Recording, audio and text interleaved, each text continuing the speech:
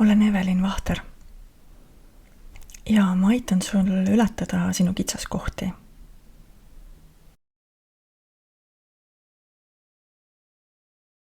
Ja mul on üsna kirju taust. Olen üle 20 aasta tegutsenud toiduainetööstuse, ehituse ja põllumajandussektoris. See annab mulle hea võimaluse kiiresti sisse elada oma kliendilugudesse. Oma töös ma kasutan isiklikku kogemust.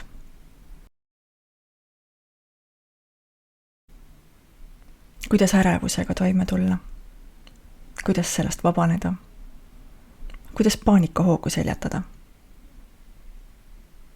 Kuidas kriisidega toime tulla? Kuidas konfliktidega hakkama saada ja neid lahendada?